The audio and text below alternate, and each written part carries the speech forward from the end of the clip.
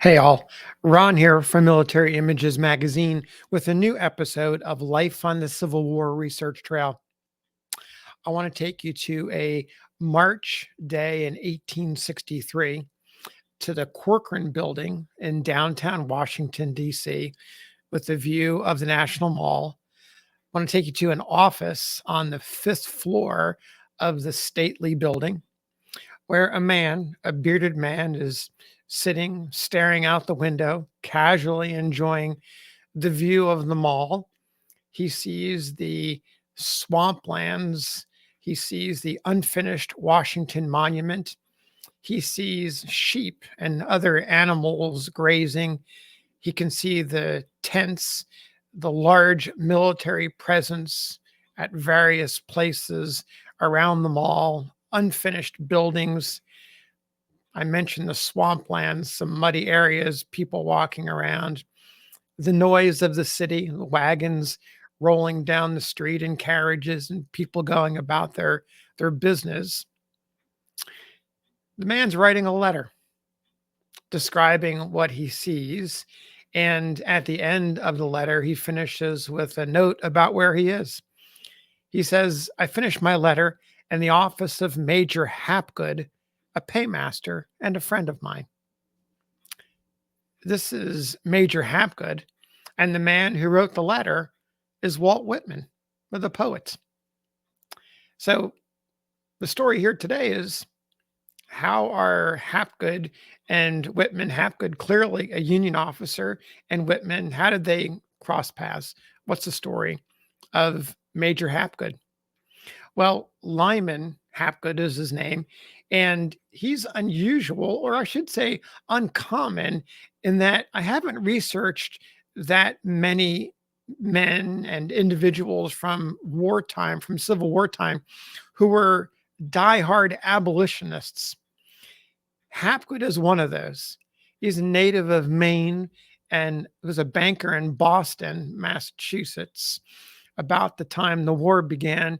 And he was driven to achieve, as he said, my most earnest desire for the complete and triumphant success of universal liberty to all men without regard to race, color, or condition. More than that, he dedicated himself as as he said, a true and efficient laborer in the early anti-slavery cause. First, he was a member of the Abolitionist Liberty Party. Then in 1848, after it joined forces with anti-slavery Whigs and Democrats to form the Free Soil Party, he was part of that. Always looking for a political home, in 1854, when the Republicans emerged and their movement was underway, Hapgood jumped right in the fray, one of the Boston organizers. There was a writer, an admirer of Hapgood's, who said in the early days of the Republican Party in Boston that Hapgood was one of the active, constant, valuable men. He is a man of sterling moral and political principles. He can be relied on everywhere and at all times. After the Civil War began, two U.S. senators, Massachusetts senators, Charles Sumner and Henry Wilson, secured a paymaster's appointment for the banker, Lyman Hapgood. He was 38 years old at the time, and he's pictured here probably about the time he received his paymaster's commission. A bit older than your average soldier. The average age was about 26, 27. So he's a little bit older. He's not going to be a frontline fighter as a paymaster. He's ordered to Washington and reports to the Department of the Interior, and is assigned a relatively spacious office. Guess where? In the Corcoran Building, which he shares with a clerk. The clerk is Charles Eldridge, who happened to be a Boston publisher. The two men knew each other, being Bostonites. And in 1860, Eldridge managed a third edition printing of Walt Whitman's Leaves of Grass.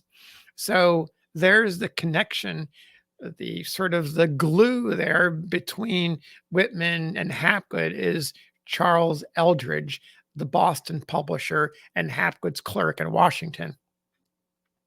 Now, many of you students of the Civil War know Whitman's story. The good gray poet, as he was referred to, came to D.C. in December of 1862. He was on his way from Fredericksburg, where he tended to and visited his brother George, who was wounded in the recent battle there.